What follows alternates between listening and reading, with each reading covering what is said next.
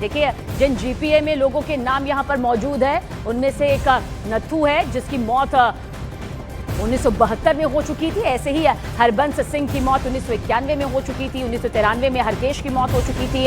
1998 में शिव दयाल और जयराम की भी मौत हो चुकी थी। बावजूद इसके कागजों में वो जिंदा रहे और यहीं से ये पूरा घोटाला सामने आया। आनंद तिवारी हमारे सहयोगी ज्यादा जानकारी के साथ। आनंद, ईडी का ये बहुत बड़ा खुलासा रहा, अब और कितनी गहराई से ये तफ्तीश की जाएगी? क्योंकि जिस तरह के मृत लोगों के नाम, उनके नाम पर ये सौदेबाजी आई, यकीनन अपने आप में बेहद गंभीर।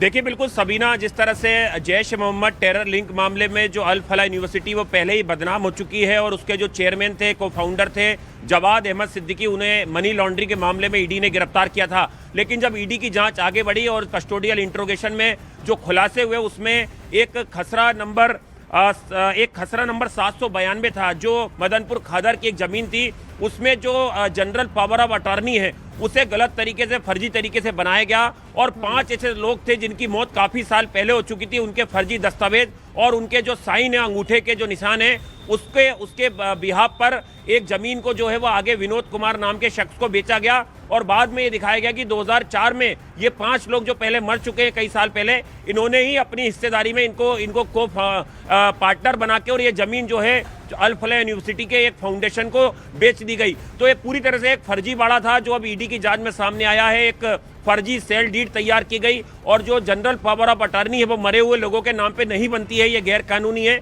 ये पूरी जो चीजें हैं ये जांच में सामने आई है, जिसको लेकर अब उन बिचौलियों को, उन लोगों की जांच जो है वो की जा रही है जिन्होंने फर्जी सेल डीड तैयार की, जिन्होंने जनरल पावर ऑफ अटॉर्नी जो है मरे हुए लोगों के नाम पे तैयार की। और इसमें साल 2021 में दिल्ली पुलिस ने भी एक धोखाधड़ी की एफआईआर दर्ज की थी, जिसी को आधार बनाते हुए ईडी ने इसमें पूरे मनी लॉन्ड्रिंग का केस दर्ज किया और ये जो वित्तीय अनियमितताएं थी और ये जो फर्जी तरीके से जो मरे हुए लोगों की जमीन थी उसको हासिल किया गया, उस मामले में ईडी लगातार जांच कर रही है। तो हमारे सहयोगी आनंद तिवारी ये पूरी जानकारी देते हुए कि किस तरह से ये पूरा फर्जीवाड़ा, पूरी जालसाजी यहां पर सामने आई और एक बड़े जमीन घोटाले, जमीन ट्रांसफर को यहां पर अंजाम दिया गया, मृत मालिक यहां पर सामने आए। शुक्रिया आनंद, पूरी जानकारी के लिए आपका। और एनआईए की टीम ने देखिए आतंकी संगठन जैश की महिला कमांडर डॉक्टर शाहीन के साथ फरीदाबाद की अल फलाह यूनिवर्सिटी में सर्च ऑपरेशन चलाया। शाहीन को व्हाइट कॉलर मॉड्यूल की एक अहम कड़ी माना जा रहा है और वो आतंकी मुजमिल की पत्नी है।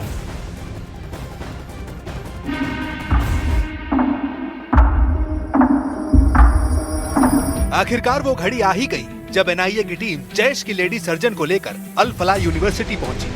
देर रात जब एनआईए की टीम डॉक्टर शाहीन को लेकर अल फलाह यूनिवर्सिटी के कैंपस में दाखिल हुई तो वहां सन्नाटा पसरा था और इसी सन्नाटे में एनआईए की गाड़ी ने यूनिवर्सिटी कैंपस में एंट्री ली।